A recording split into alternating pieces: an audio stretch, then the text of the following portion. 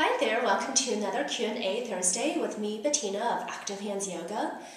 And I got a question from one of my private clients who actually has a video, custom video from me, and she asked me how come she keeps on tumbling over in pigeon pose, or actually mermaid pose, which is a variation of king pigeon pose. And I have 3 tips for you if you're tumbling over in mermaid pose. The first tip is actually use a cushion if your hips are really high. So, for example, when you're in pigeon, you can see how high your hips are. Actually, I'm going to do the other leg so you can see better. So see how high your hips are. If your hips are up here, maybe you need a little support so that you can stay balanced. So that's tip number 1. Tip number 2 is actually when you're in pigeon, see that your hips are level. There's a tendency for one of the hips to collapse.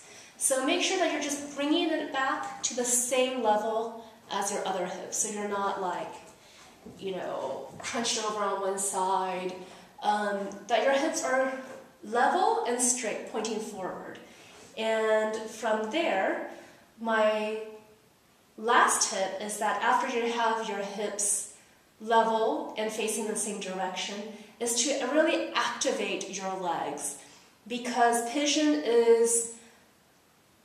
it's not a standing pose, but it's a pose where we also have to root down.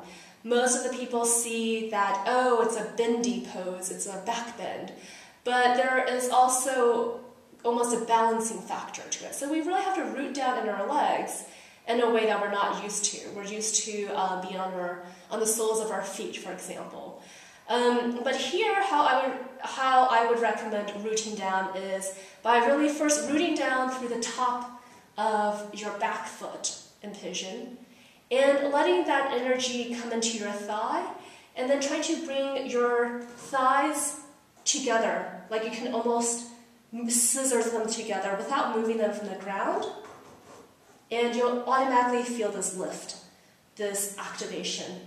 And then from there, that's when you come into mermaid, with your hips level and your legs activated.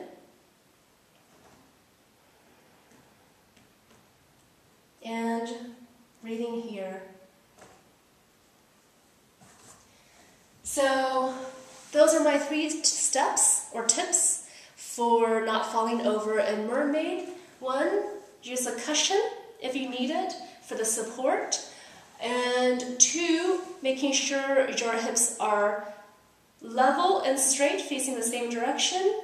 And 3, activating your legs so that you can stand on them like you would in Tadasana, mountain pose, or tree pose. That's how strong your legs have to be. So that's it for today's Q&A Thursday with me, Bettina of Active Hands Yoga.